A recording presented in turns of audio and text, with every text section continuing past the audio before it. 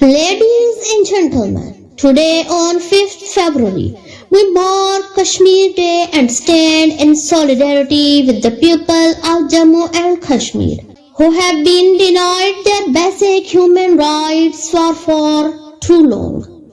The ongoing conflict in the region is a stain on the conscience of the world, and it is our duty to bring attention to the plight of the Kashmiri people and to work towards a peaceful and just resolution.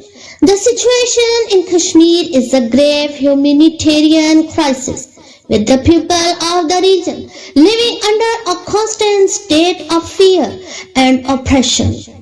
Ladies and gentlemen, women and children are particularly vulnerable, with the countless stories of rape and other forms of sexual violence being committed by Indian security forces.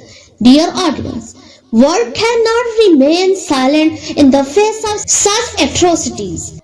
The people of Jammu and Kashmir have suffered for far too long, and it is time for their voices to be heard and their rights to be respected. The international community must take meaningful action to hold those responsible for human rights violations accountable and to work towards a peaceful and just resolution to the conflict.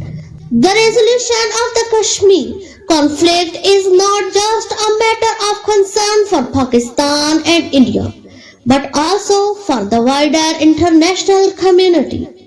A lasting and just solution to the conflict will not only bring peace to the region, but will also contribute a stability and security in South Asia.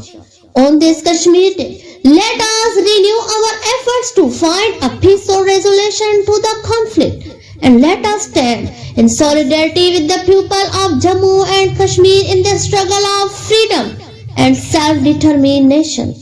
May peace prevail in the region and the rights of the people of Jammu and Kashmir be respected.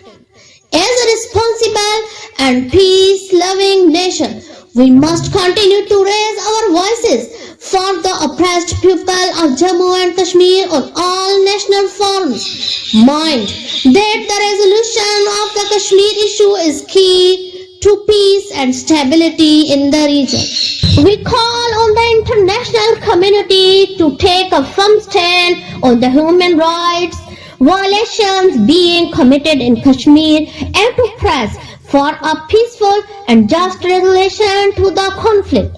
We call on the Indian government to immediately end its atrocities against the people of Jammu and Kashmir and to respect their right to self-determination.